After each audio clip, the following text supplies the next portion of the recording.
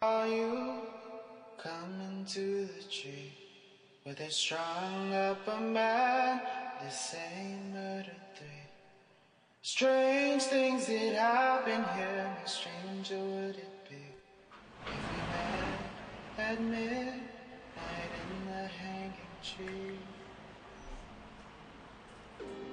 Welcome to Strange Things, broadcasting from the Raimundo Rios Mayo Library in Arkansas. Welcome to Strange Things. My name is Chris James, your host. This will be July 16th, 2016, Season 1, Episode number 12. If you tuned in last week, you heard us talking about John F. Kennedy's murder in Dallas. So tonight, we're going to be doing the second part of the show. We will be discussing Lee Harvey Oswald, the supposed killer of John F. Kennedy. A lot of people have simply assumed that because the Warren Commission came out and said that Lee Harvey Oswald did it, that meant he was guilty, despite the glaring pile of evidence to the contrary. Lee Harvey Oswald, born October 18th, 1939 in New Orleans. He was murdered on live TV in Dallas, November 24th, 1963, at the age of 24 years old. Not very old for such a impact on the society. Oswald was the youngest of three brothers. His dad died just 2 months prior to his birth. As a teenager in 1955, Oswald attended the Civil Air Patrol meetings that were held there near New Orleans. The pilot in charge of these meetings was David Ferry.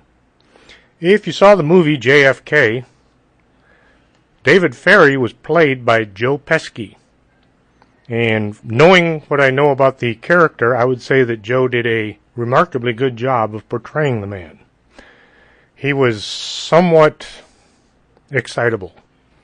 He also had this unusual condition where all of his hair had fallen out. And so as a means of not being bald without eyebrows, he painted on his eyebrows and he glued hair to the top of his head, trying to look normal. That was his idea of normal. Anyway, Oswald enlisted in the United States Marine Corps on October 24th, 1956, just after his 17th birthday. Because he was underage at the time, he had to get his brother Robert to sign for him, saying that he was his guardian. So Oswald went into the Marine Corps. May 1957, he was granted a clearance to handle classified material, up to and including confidential, which is one step below secret. It's not a very high rating if you look into the different security levels. While in the Marine Corps, Oswald decided to teach himself how to speak Russian. Although this was an odd thing to do, but he persevered, he worked at it, tried to become fluent in Russian, and finally in 1959 the Marine Corps allowed him to take a proficiency test. It was written and oral.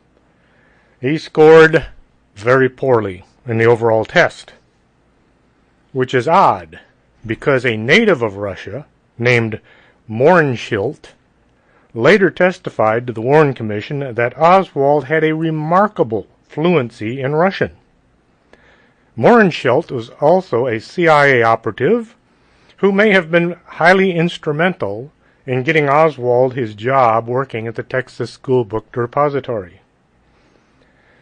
Marina Oswald, Lee Harvey's wife, said she thought Oswald was a native Russian, based on his proficiency in the language. Now, her living her entire life in Russia, and speaking almost nothing but Russian at the time, if she was fooled by Oswald's ability to speak Russian, how did he get so good in just 2 years, being supposedly self-taught? October 31st, 1959, Oswald, after moving into Russia, he was visiting Russia at the time, he went to the United States Embassy in Moscow, where he declared his desire to renounce his U.S. citizenship. He was making it official. He was defecting to Russia. Russia didn't really want him at the time. They didn't think he had anything to offer them. But he pitched a big enough mess that they decided to allow him to stay. Oswald's original intention was he wanted to attend school at the Moscow State University. However, they sent him to Minsk instead to work on a factory making radio, television, and military electronics. Since he was a radar technician in the Marine Corps, they figured electronics would be right up his alley. Some odd reason, Oswald received a government-subsidized, fully furnished studio apartment in a prestigious building. Considering he was a newcomer to Russia, relatively unwanted by most of the upper government, why did they give him such a fancy place to live? For a person going to work in a factory every day, the Russian government was treating him quite well. They did keep him under surveillance constantly. The KGB followed him around, kept tabs on everything he was doing, but still they seemed to be treating him quite well. The U-2 spy planes, which were developed in secret to fly over Russia and keep tabs on what was going on over there, they were supposed to prove that the Soviets were stockpiling massive bombers and missile bases throughout the country. That was their intention. They were going to fly over Russia, take photographs of all of these secret military bases all throughout the country, and then report back to the president and show him where all of these secret bases were hidden. However, the U-2 spy planes flying over Russia couldn't find these massive government installations that they thought would be out there. Russia had far fewer weapons than the CIA wanted to admit at the time.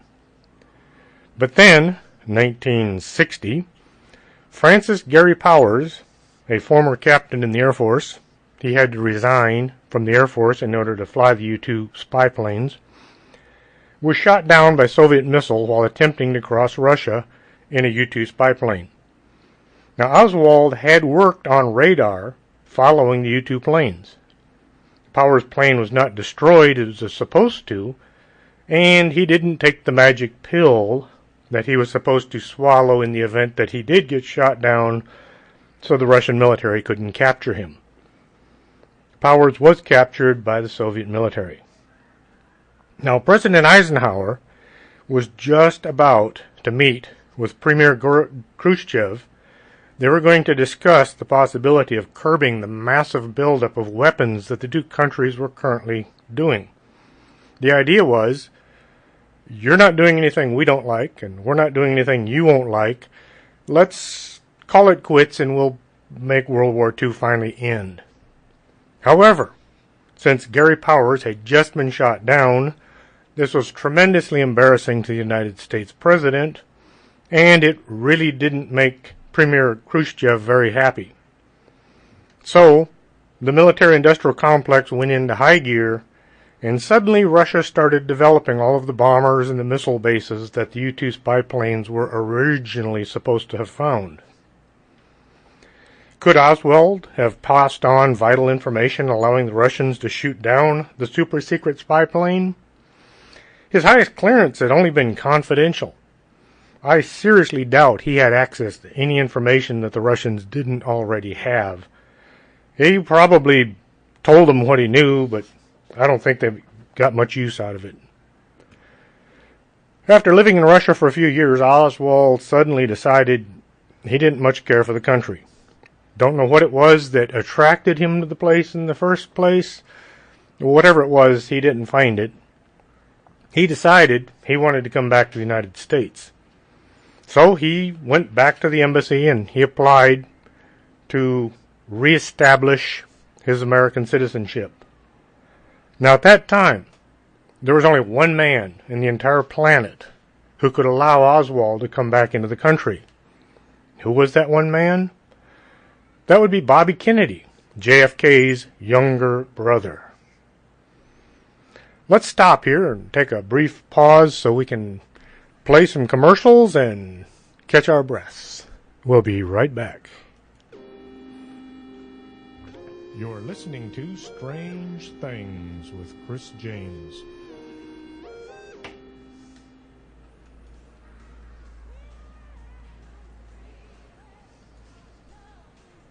Do you have skin? Would you like to take better care of it? Call Lourdes James, independent beauty consultant, and set up an appointment. Call 723-3019.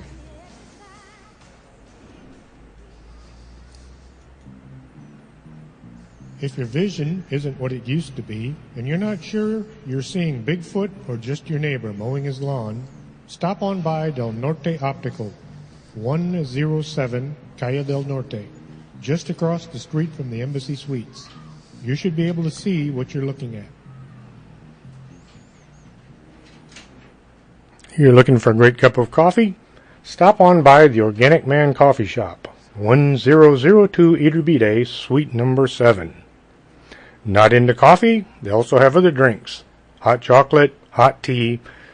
Stop on by next time you're in the neighborhood and check them out. Plenty of parking out front these days. The Organic Man Coffee Shop, 1002 Iturbide, Suite number 7.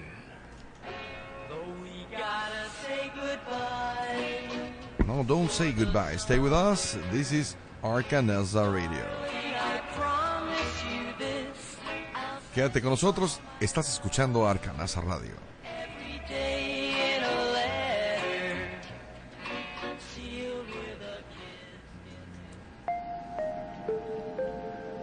You're listening to Arcanasa Radio.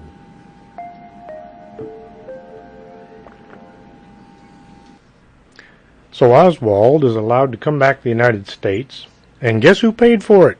The government. Seems kind of odd that the government would be paying to get a man back from Russia who had pretty much told the United States he didn't want anything to do with him. So in October, Oswald moved to Dallas. There, he was hired by a graphic arts firm known as Jaggers, Childs, and Stovall as a photo print trainee. Now, the unusual thing about this company is they worked on classified maps for the U.S. military. Why would a company that did classified map making for the military allow a deserter, a man who had left the United States for another country, why would they hire him to work in their facility? Later on, Oswald did tell a friend that the CIA was supposed to have helped him get this job. By April of '63, Oswald had moved back to New Orleans. May 26th, Oswald wrote to the headquarters of the Fair Play for Cuba Committee, a pro-Castro organization, telling them he wanted to rent an office and form an FPCC group in New Orleans. The FPCC told Oswald he shouldn't open the office. They appreciated his efforts and all, but he was kind of doing a whole lot in a very short period of time. Well, Oswald went ahead and opened an office anyway, and he told them that he had done such. Now, the unusual thing about his office, he rented a space in 544 Camp Street. Located in the same building, around the corner, was 531 Lafayette Street, which in 1963 had the office of Guy Bannister, a private detective agency. In his memoirs, Jim Garrison stated flatly that 544 Camp Street was the entrance to Bannister's office. He writes that both entrances, 544 Camp and 531 Lafayette, led to the same place. Now, Guy Bannister had spent 20 years of his life with the FBI, 16 of them as the special agent in charge. After leaving the Bureau, he moved to New Orleans, where he became active in local politics and community affairs. A notorious right-winger, anti-communist, and white supremacist, he would have made an unlikely pal for Lee Harvey Oswald. But to Garrison, the address on Oswald's leaflets could mean nothing else. Jim Garrison is the only person to ever attempt to try anyone for the death of John F. Kennedy. Check out his book, On the Trail of the Assassins. Notice it's plural. Assassins. Available at Amazon.com. In the movie JFK, Jim Garrison was the main character, played by Kevin Costner. While in New Orleans, Oswald was seen in the company of Jack Ruby and David Ferry. This is the same David Ferry who was in the Civil Air Patrol with him when he originally lived in New Orleans. This is the same David Ferry who was also a CIA pilot. Now, Judith Very Baker claims she was very well acquainted with Lee Oswald while in New Orleans. She says that they worked together in a secret lab creating a weaponized cancer virus. Her book, Me and Lee, is worth checking out. She tells how she was connected to this lab where the murder of Dr. Mary Sherman took place. Why weaponize cancer? Well, the CIA wanted Castro dead. One plan that the CIA had come up with was to have snipers stationed on rooftops along a parade route where Castro, traveling in an open-top vehicle, would have been an easy target. They also had a plan they were going to poison his cigars. They had a plan they were going to give him various diseases that they could try and get to him. The plans to kill Castro had started when Eisenhower was in power and Richard Nixon was the vice president. Nixon had been given the job of getting rid of Castro, and he got the CIA involved, and the CIA got the mafia involved. And with all the trying and all the efforts that they put into it, from what I understand, Fidel Castro is still alive today. Judith Baker says Oswald was trying to get into Cuba to deliver the cancer weapon to Cuban dissidents. Oswald was reportedly trying to get a visa to Cuba while in Mexico City. Well, the CIA had the Cuban consulate under 24-hour observation. And there is a film shot of a man who claimed to be Oswald going and coming from the Cuban embassy. The man in the film looks nothing like Lee Harvey Oswald. If it wasn't Oswald, then who was it? In an article by John Armstrong, the following information is found. According to the Warren Commission, Lee Harvey Oswald left his job during the morning of March 12, 1962. He walked 11 blocks to a downtown post office, purchased a postal money order, then walked to a different post office several miles to the west, where he chose to mail his order in to Klein Sporting Goods in Chicago before returning to work. The letter was postmarked 10:30 a.m. However, the company time records show that Oswald never left his job. He worked continuously from 8 a.m. till 12:15 p.m. on 9 different print jobs. Why order a rifle through the mail? He's living in Dallas. It would be a simple thing to walk into any sporting goods store, or even the Sears store for that matter, and buy one off the shelf. He didn't have to use mail order. Could it be that someone wanted him to have a paper trail pointing to the fact that he bought a particular rifle from a particular company with intentions of using it for a particular target? It's what you'd call a paper trail. Who would want such a paper trail? Certainly not an actual murderer. Okay, so maybe he fudged his timesheets. Maybe he got someone to cover for him. Hey, I'm going out to buy a rifle to shoot Kennedy. Keep an eye out for the boss for me. Sounds a little too strange. The letter to have reached Chicago the following day, it would have to have been picked up by a mail carrier sometime around 10:30, delivered to the Industrial Station Post Office in Zone 7, sorted, bagged, put into an airmail pouch. The airmail pouch would have to have been delivered to another mail carrier to Love Field and then placed aboard an aircraft prior to 12 noon departure time. Some of y'all are not familiar with the old airmail service. If you mailed a normal letter, it would go by ground. They would put it in the back of a truck. The truck would drive to the destination.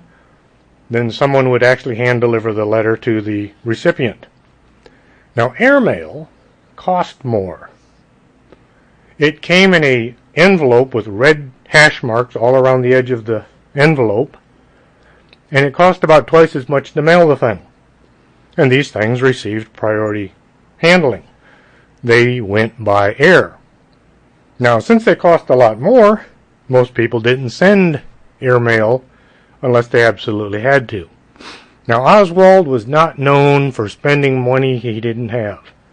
So why would he go to the effort of sending an airmail purchase to Chicago to buy a rifle he could easily just pick up off the shelf at a local store? Now, the money order was allegedly received by the Klein Sporting Goods in Chicago the following morning. It was included with about 1,000 other mail orders from around the country, and then deposited into Klein's bank account. If this sounds a little far-fetched, it gets more far-fetched as we go. After the murder of Kennedy, the FBI contacted the owner of Crescent Firearms, Louis Field-Scott, in New York. This was the only company that was bringing in that particular kind of Italian rifle at the time. They asked him if his company had records concerning the importation and the sale of a Mannlicher Carcano rifle, the one supposedly found on the 6th floor of the schoolbook depository. Field-Scott searched his records and found that the Mannlicher Carcano rifle's serial number, C2766, had been sold to Klein Sporting Goods in Chicago, June 18, 1962. Field-Scott turned his original records over to the FBI, and those records disappeared. No one knows where they went. He allegedly told the FBI agent that the rifle was a 36-inch long weapon. But without the original records, the model number and length of the rifle sold June 18, 1962 are unknown. There was no description of the rifle, just that it was a Mannlicher Carcano C2766, given by Field-Scott in his affidavit, and the UFO withheld all information relating to this rifle. The FBI never produced a single document that showed the date C2766 was delivered to Klein, nor the identity and address of the person who purchased that rifle from Klein's. All original records from Crescent Arms and from the Klein's microfilm disappeared while in FBI custody. Only photographs of documents were given to the Warren Commission and are now in National Archives. Where did all the original paperwork go, and why can't anyone find it? The FBI soon announced that Lee Harvey Oswald had purchased a mail-order rifle from Klein Sporting Goods for $12.78. That was used to assassinate President Kennedy. How did the FBI determine the price of the rifle? Did the Klein's microfilm show that the rifle 2766 that Crescent sold June 18, 1962, how much it cost?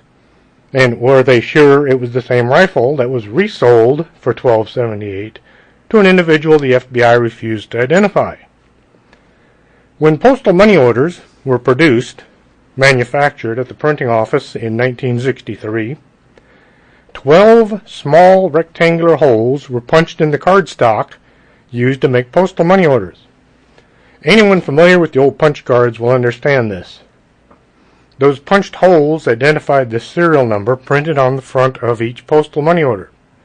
These holes made it possible for large volumes of postal money orders to be electronically sorted and arranged in a systematic way after being returned to the U.S. Postal Repository from the bank system. The FBI records show that November 23rd, at 7:55, Secret Service agent Grims was told that a $21.45 money order had been located in Washington, D.C. by Robert Jackson, an employee of the National Archives. This is kind of odd, since the post office wouldn't have sent their deposited money orders to the National Archives. They would have put it in their own offices. This particular $21.45 money order was never cashed, never deposited, never routed through the Federal Reserve banking system. This unpaid money order was most likely taken from a stack of new money orders in November 23, 1963, at the Dallas Post Office by U.S. Postal Inspector Harry Holmes, a longtime FBI informant identified by the Bureau as Dallas T2. Holmes could have date-stamped the money order, March 12, 1962, and it was then sent directly to FBI headquarters. The serial number on the money order indicates that it was pulled from a stack of new money orders at the Dallas Post Office in late 1963. U.S. postal money orders are normally deposited or cashed at a bank or financial institute. They are date-stamped, endorsed by the bank, routed through the Federal Reserve Bank, where they are endorsed and date-stamped a second time, and then sent to a postal money order center in either Kansas City or Arlington, Virginia, where they are endorsed and date-stamped a third time and placed into storage. But the $21.45 money order that was allegedly used to pay for Mannlicher Carcano C2766 did not have a single bank endorsement or date stamp by any bank or by any postal money order center. If Oswald had bought the rifle and paid with the money order, why was it never cashed? Oswald didn't drive, so how did he get his rifle from home to work? He rode to work with a coworker, and if he'd gotten into the car carrying a rifle or anything that looked like a rifle, don't you think the driver would have said, what you got in the bag? To which Oswald would have said, well, I got my rifle, I'm going to go shoot the president. Not the kind of thing you say even jokingly back in the 60s. Now about that rifle. The experts from the U.S. Army and the FBI who tested the rifle, the one found on the 6th floor of the schoolbook depository, discovered that it was actually not usable in the state that they found it. They had to put shims in under the telescopic sights before the rifle could be aimed. Even after the telescopic sights had been repaired, it proved unreliable and inaccurate. The condition of both the bolt and the trigger pull meant the rifle could not be aimed accurately. Witnesses all agreed the shots were not evenly spaced out, but two of them were nearly back-to-back, which meant Oswald would have had to have gotten off 2 shots in about a second. So Oswald, who wasn't that good of a rifleman, had to fire 3 shots in just 6 seconds, 2 of them nearly at the same time. Dallas Police Chief Jesse Curry was riding in the lead car November 22, 1963. When the shots rang out, he grabbed his radio and told his men to check the area that would later become known as the Grassy Knoll. That's where Curry thought the fatal shot had come from. Remember this, back and to the left. If you saw the movie JFK, you'll know what I'm talking about. Lee Harvey Oswald is supposed to have shot the president, then hid the rifle behind some boxes. He then ran down the stairs to the 2nd floor lunchroom, where he was questioned by Officer Marion Baker. There were 2 women who told authorities they were in the stairway and did not see Oswald running past them. The Warren Commission chose to not interview these 2 women. Now about Officer Tippit. Oswald was supposed to have shot Tippit to avoid arrest. Well, why would Tippit have stopped Oswald in the first place?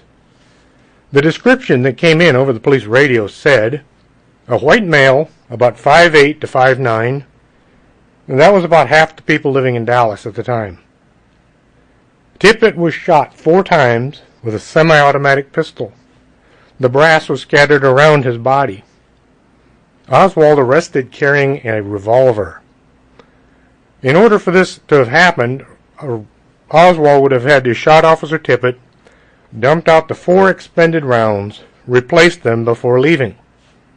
Now, semi-automatic brass doesn't look anything like revolver ammo, but I guess the Warren Commission didn't want people to realize that. Tippit had been seen around Dallas with Oswald on more than one occasion. Tippit was also a well-known acquaintance of Jack Ruby. He was seen in his various nightclubs in and around Dallas on numerous occasions. He was seen drinking by himself, and he was seen in the company of Jack Ruby as well. So why was Officer Tippit killed? It is said Tippit was sent to kill Oswald to keep him from being questioned by the police. The witnesses said Tippit was seen with 2 men just before he was killed. The only witness to testify before the Warren Commission, however, was the only witness that the other witnesses said didn't arrive on the scene until well after the incident had taken place. Jack Ruby's apartment was just a few blocks farther down the street, in the direction that Oswald was supposed to have been walking when Officer Tippit was shot. We'll take a brief pause here, a few commercials, station identification, and we'll be right back after this. You're listening to Arkanasa Radio.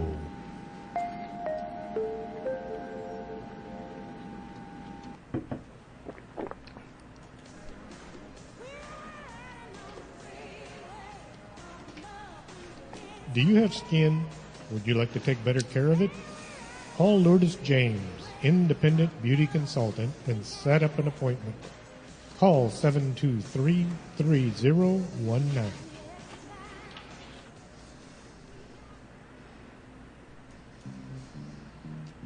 If your vision isn't what it used to be, and you're not sure you're seeing Bigfoot or just your neighbor mowing his lawn, stop on by Del Norte Optical, 107 Calle del Norte, just across the street from the Embassy Suites. You should be able to see what you're looking at.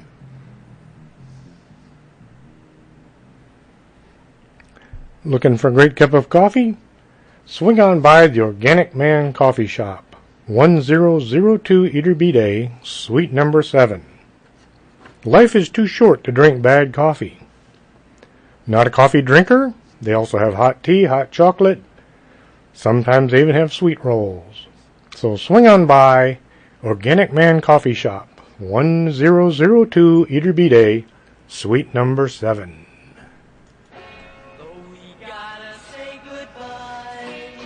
No, don't say goodbye. Stay with us. This is Arkanasa Radio.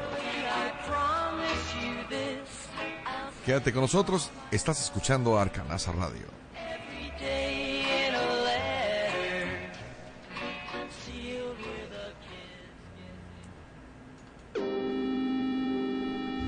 You're listening to Strange Things with Chris James.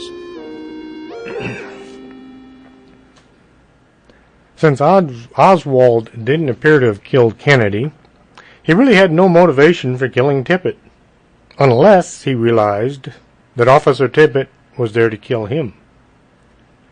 Officer Tippit was known as Ruby's good friend. Perhaps he had figured out that Tippit was going to take him out and simply got the drop on the man, or perhaps he wasn't even there since the weapon used didn't match the gun that he had when he was arrested. When Oswald is entering the police station, he says, "I did not shoot that man. I am a patsy." He was referring to Officer Tippit at the time. He had not been charged with Kennedy's assassination or shooting Governor Connally. It appeared as if Oswald didn't even know that that's what he was being lined up for. According to the official interpretation of the assassination, Oswald's motivation for committing the crime was his desire to become famous. In the words of Senator Richard Russell, one of the Warren Commissioners, he was a general misanthropic fellow. He had a desire to get his name in the history books. In front of a bunch of reporters, Oswald said, "I did not shoot John Kennedy.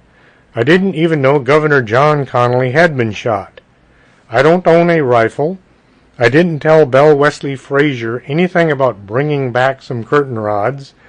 I did carry a package into the Texas School Book Depository. I carried my lunch, a sandwich and some fruit. I had nothing personal against John Kennedy."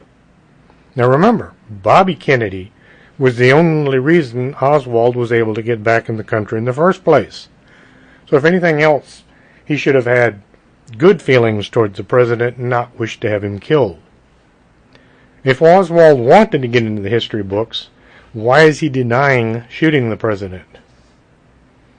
Now, a big question that comes up a lot: how tall was Lee Harvey Oswald? I've asked several people this question, and most people will say he was about 5'7". According to his passport, he was 5'11", same height as I am.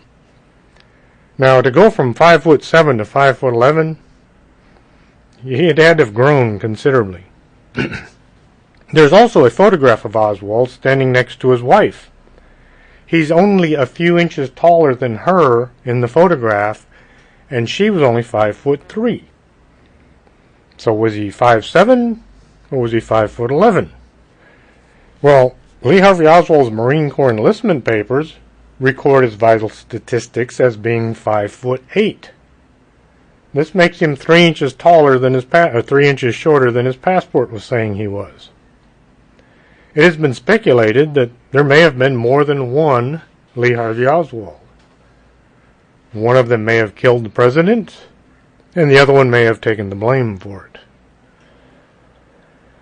Now, how about that mystery wallet? In a video, Captain Westbrook retrieves a wallet at the scene of the shooting. He is videotaped examining the wallet's contents by a WFAA TV camera crew. Inside the wallet is Oswald's identification and the identification of the aliases that Oswald's supposed to have used. Alec J. Heidel, according to the FBI agent Robert Barrett. Now, the wallet is not mentioned in the police report, but it is recorded in the FBI records. When Oswald was arrested, he was carrying his wallet at the time. In it was his identification. So, could he have had two wallets? And if so, why leave one at the scene of the crime? Or could it have been left there by someone trying to point the finger at Oswald? Now, Oswald was arrested at the Texas Theater. A male had called the police saying someone had just snuck into the theater without paying. But Oswald had stopped at the ticket counter and bought a ticket to get in from the girl working at the entrance. There were no male employees around at the time of Oswald's arrest. When did sneaking into a theater attract half the police in town? At that time is when they discovered that Lee Harvey Oswald was carrying a revolver on him. Why go to a theater in the middle of the afternoon on the same day when the President of the United States had just been murdered? It was a well-known CIA tactic at that time that if you needed to get information or they needed to tell you something or you needed to pass something on to them, the best place to meet would have been a movie theater. People coming and going at all hours. You walk in, it's dark, you can sit down next to just about anyone, and nobody's really supposed to be paying attention to what's going on around them. Perhaps Oswald, realizing that something bad was going down, had received orders from his handler to report to the theater where they would tell him what to do next.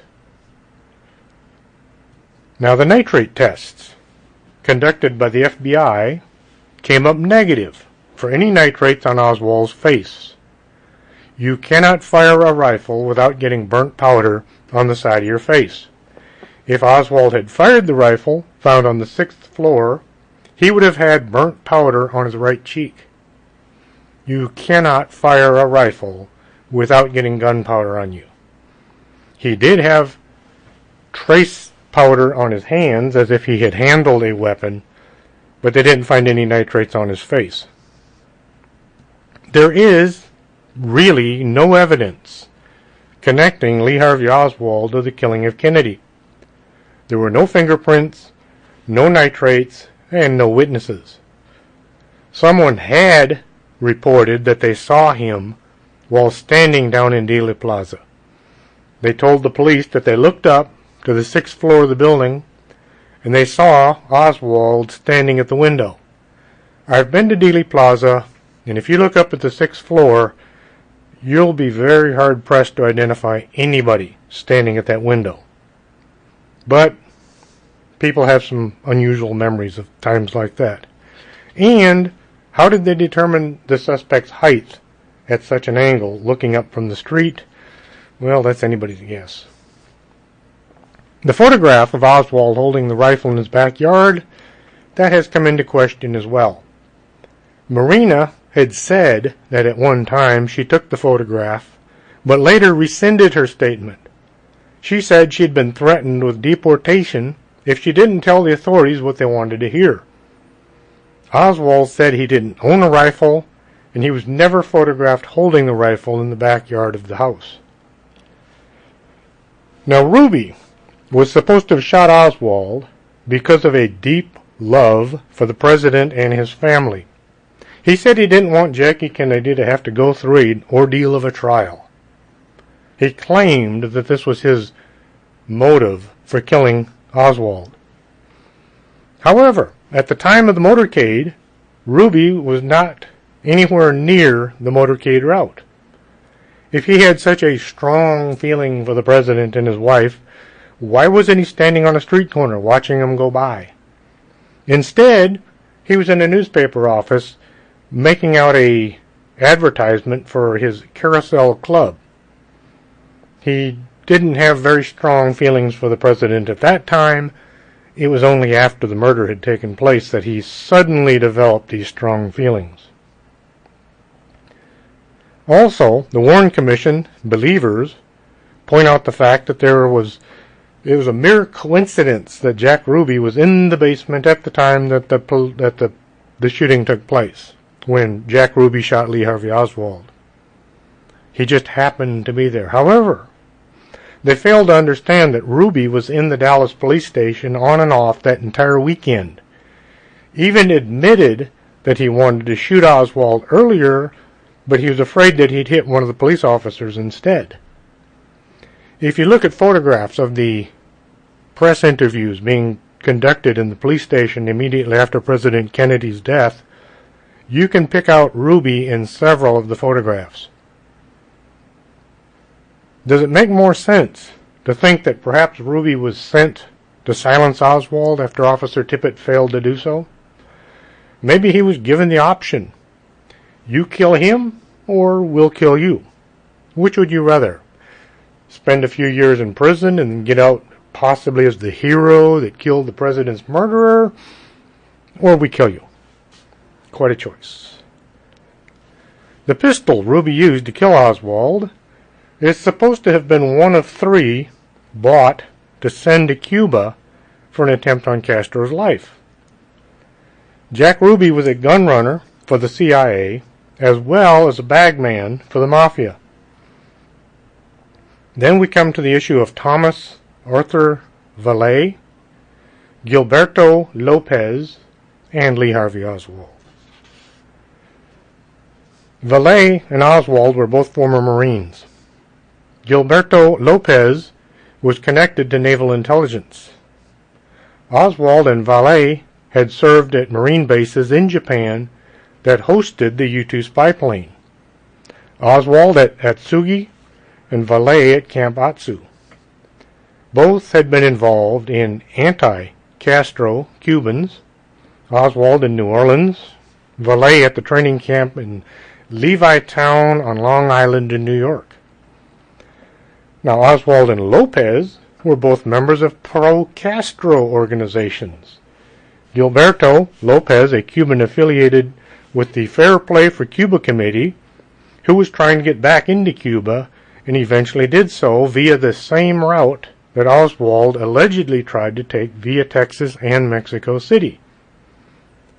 Like Oswald, Lopez had recently separated from his wife and had been in fistfights in the summer of 1963 over supposed pro-Castro sympathies.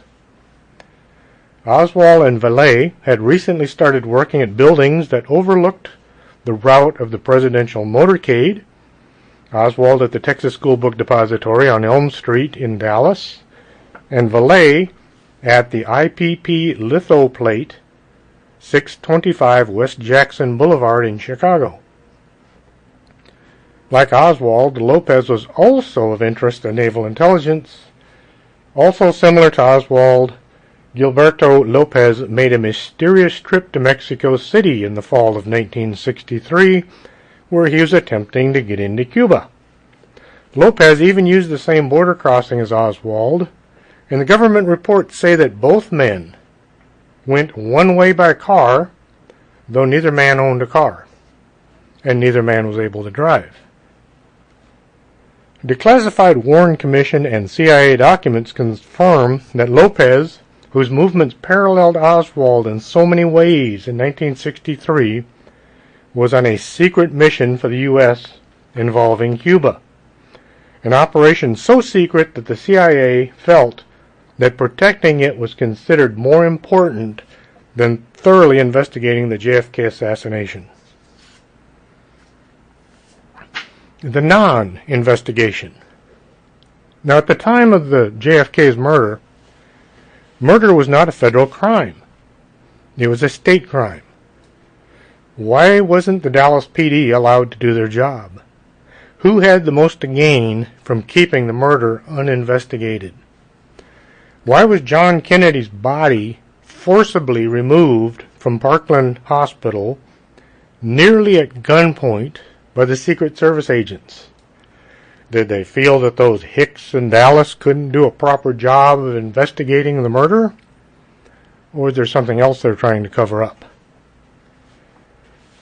Dallas PD, when they initially started the investigation, found the wrong rifle. It was identified as a Mauser by two seasoned Dallas police officers. One of them, Roger Craig, was Policeman of the Year in Dallas. Despite threats and harassment, he insisted the rifle he found was a Mauser. He knew firearms and could not have made such a mistake. There were only 2 spent shells found at the scene. Both were logged into evidence. Both had the initials of the investigating officer on them. When Teague came forward with a bullet wound, and the conspirators had to come up with a 3rd shell case. If you look at the log sheet, you can see how the 2 may have been redone to make it look like a 3. Later, Officer Craig is supposed to have killed himself, as in found dead under unusual circumstances. The shells found lined up on the windowsill still didn't fit the Mauser, but were from the Mannlicher Carcano. None of these shells had the investigating officer's initials on them.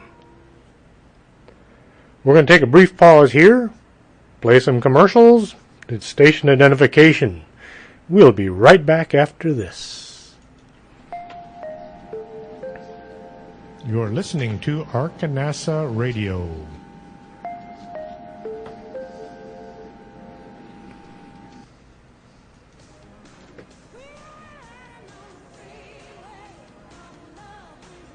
Do you have skin? Would you like to take better care of it? Call Lourdes James, independent beauty consultant, and set up an appointment. Call 723-3019.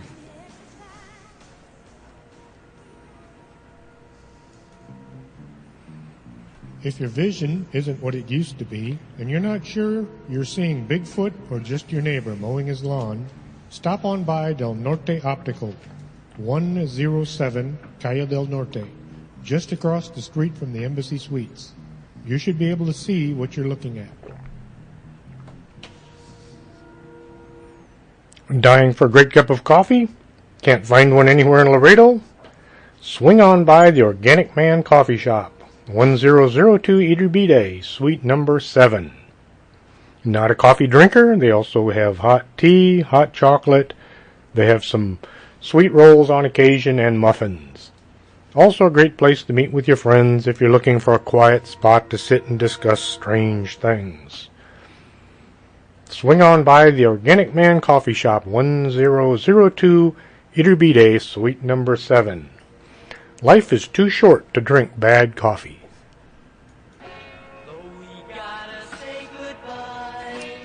No, don't say goodbye. Stay with us. This is Arcanelza Radio. Quédate con nosotros. Estás escuchando Arcanelza Radio.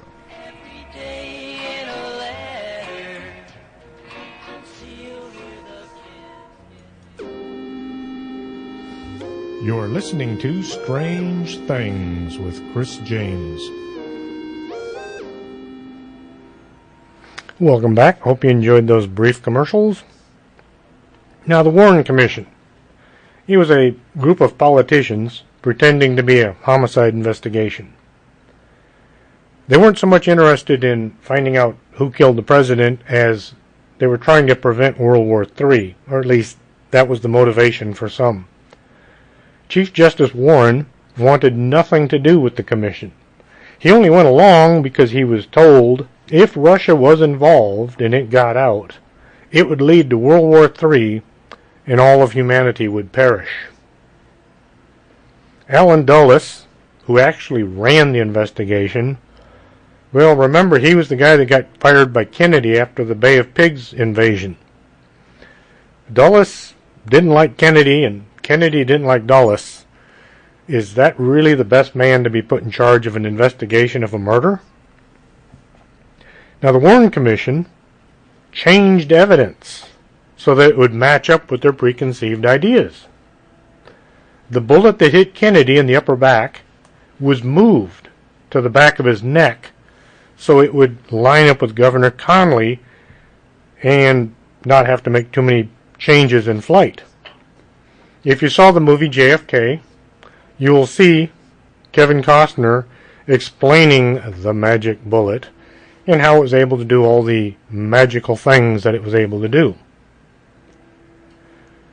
Supposedly, the bullet hit Kennedy in the upper back, lower part of his neck, exited through his throat because there's a scene in the Zapruder film of Kennedy holding his throat. The bullet exited Kennedy's throat, hits Governor Connally in the back, exits Connally's chest, hits him in the wrist, exits his wrist and then hit him in the leg. One bullet makes 7 wounds, I believe it was. Then, while Connally is laying on a stretcher at Parkland Hospital, the bullet fell out all by itself. At the time of the magic bullet, apparently they didn't bother to read the autopsy from the hospital that said that they found a bullet in Kennedy's back. It had only penetrated about 3 inches. The Warren Commission just simply chose to ignore that little piece of information. Now, according to a report by CIA Chief Historian David Robarg, released to the public in 2014, the CIA Director McCone, who was in charge in '63, was complicit in a Central Intelligence Agency benign cover-up by withholding information from the Warren Commission. According to the CIA report, CIA officers had been instructed to give only passive, reactive, and selective assistance to the Commission in order to keep the Commission focused on what the agency believed at the time was the best truth. Now, is there such a thing as best truth, or is there simply the truth? They wanted the world to believe that Lee Harvey Oswald had, for some undetermined motive, acted alone in killing President Kennedy. The CIA also covered up evidence that the CIA may have been in communications with Oswald before 1963, according to their own findings. In other words, the CIA was investigating the CIA, and they discovered that they had done wrong. Nothing was done about it. Why would why would Oswald kill the older brother of the man who got him back into the U.S.? Marina has come out recently and said she never really believed Oswald had shot Kennedy. Oswald, she said, actually admired the president. No matter what you think, you can't ignore the final shot from the Zapruder film. Kennedy's head goes back and to the left. His skull winds up on the trunk of the car. When Jackie Kennedy is seen climbing out on the trunk of the vehicle, she's not there to help the Secret Service agent climb up into the back of the sedan. What she's actually doing is she's trying to get the skull back. She thought they could put it back in and keep her husband going. She really thought he needed that piece of skull plate. Now, since when does an entrance wound throw a huge chunk of the skull to the back of the vehicle? If you find the idea of Oswald being the lone assassin just about as believable as most of what comes out of Washington these days, check out some of the following books. I highly recommend any one of them. First book is called Crossfire by Jim Marrs. The movie JFK, the one with Kevin Costner, is based on that book. Well worth reading, but you're not going to get through it in a weekend. It's rather thick and rather informative. Very good book, though, to read. Then there's Dr. Mary's Monkey by Edward Haslam. This is Dr. Mary Sherman, who was working on a secret laboratory where they were trying to weaponize the cancer virus.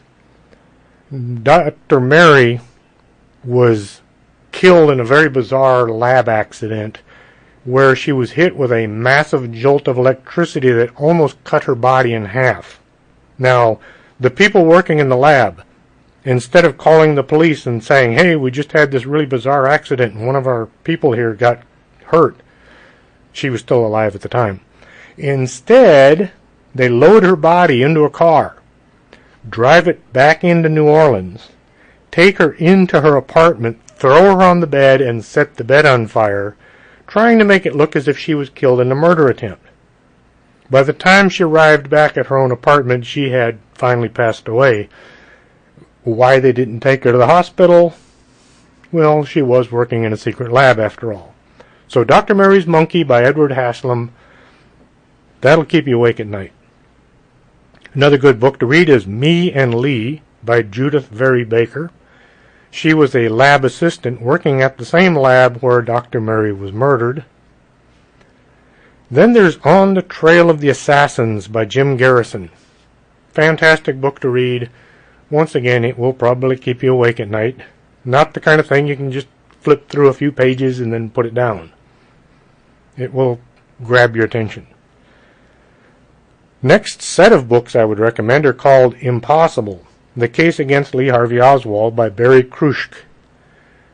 It's a trilogy, but if you buy 2 of the books, you get the 3rd one for free. Very informative, but there is a lot of evidence, a lot of detailed analysis of the situation. It'll definitely point you in a different direction than the one you already have. And the last book I would recommend is called The Last Word by Mark Lane. In it, he goes so far as to say that the CIA killed Kennedy. Now, the CIA threatened to take him to court if he didn't rescind that statement. So Mr. Lane said, okay, take me to court, sue me. And the CIA didn't. They just they didn't want to talk to him anymore. Why they didn't want to go to court is anybody's guess. Anyway, if you're into the JFK conspiracy, I recommend any one of those books. Highly informative. Hope you enjoyed tonight's show. Next week, we will be talking about my favorite subject, coffee. What can possibly be strange about coffee? Well, tune in and find out. You might be amazed. Thank you for listening. This has been Strange Things with Chris James. You're listening to Strange Things with Chris James.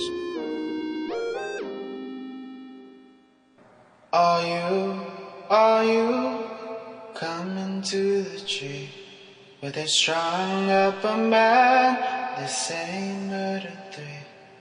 Strange things that happen here, no stranger would it be if we met at midnight in the hanging tree.